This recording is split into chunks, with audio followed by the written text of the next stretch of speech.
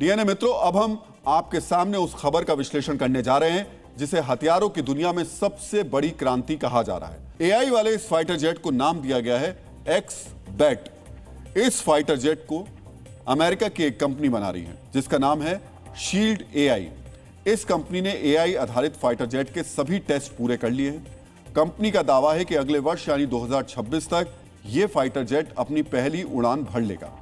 अब हम आपको एआई वाले फाइटर जेट का एक वीडियो दिखाने जा रहे हैं। यह वीडियो खुद जेट बनाने वाली कंपनी ने रिलीज किया है।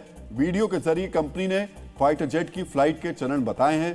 पहले चरण में यह फ्लाइट जेट 1787 फीट की ऊंचाई तक पहुंचता है। अलग अलग किस्म के प्लेटफॉर्म से उड़ान भरना एआई वाले फाइटर जेट की दूसरी सबसे बड़ी खासियत है।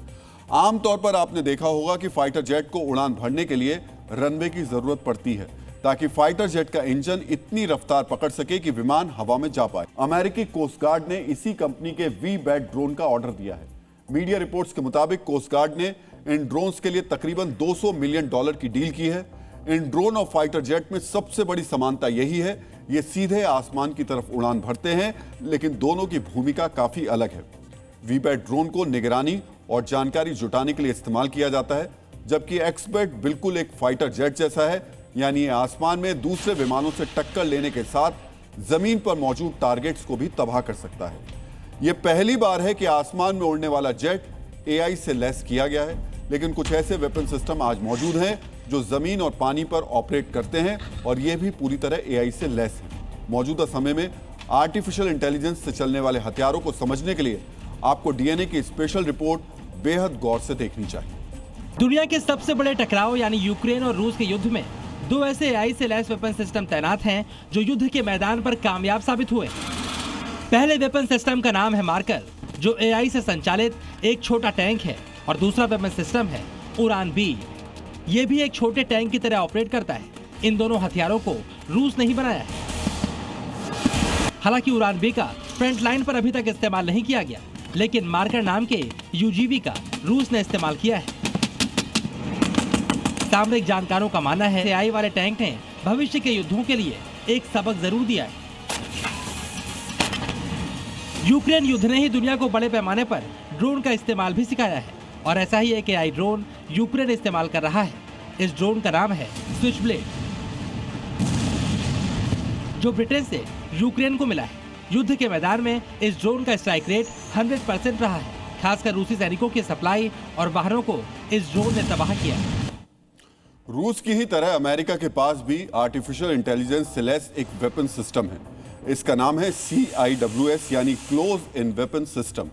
यह अमेरिकी नेवी के जहाजों के लिए बनाई गई रक्षा प्रणाली है। अब हम आपको एआई वाले इस अमेरिकी हथियार की जानकारी देने जा रहे हैं। इस रक्षा प्रणाली का रडार एआई आधारित है, यानी ये एआई के जरिए दुश्मन के ड्रोन या फिर नाव का पता लगा सकता है। एआई वाला ये रडार 24 किलोमीटर दूर से ही दुश्मन को पहचान लेता है। पाकिस्तानी आतंक के खिलाफ भारत के ऑपरेशन सिंदूर में भी एआई का इस्तेमाल किया गया था, जिसकी बदौलत न सिर्फ आतंकी अड्डों को निशाना बनाया गया, बल्कि पाकिस्तान के जवाबी हमलों को भी नाकाम किया गया था। भारत के हवाई रक्षा सिस्टम आकाश तीर को एआई से लैस किया गया था। एआई की मदद से सभी किस्म के रडार और सैटेलाइट्स की जानकारी को एकीकृत किया गया। जैसे ही किसी भी रडार या सैटेलाइट से पाकिस्तानी ड्रोन या मिसाइल की जानकारी मिलती, तो आर्टिफिशियल इंटेलिजेंस से यह जानकारी आकाश तीर तक पहुंचाई जाती। एआई से मिली जानकारी के आधार पर ही आकाश तीर के रॉकेट अपनी दिशा और रफ्तार को तय करते थे। आकाश तीर ने पूरे ऑपरेशन के दौरान 200 से ज्यादा ड्रोन को मार गिराया। इसके साथ ही साथ तकरीबन 50 छोटी और बड़ी मिसाइल्स भी आकाश तीर ने नष्ट कर दी। सामरिक विशेषज्ञों का मानना है कि एआई से लैस होने की वजह से ही आकाश तीर का स्ट्राइक रेट 100% रहा था।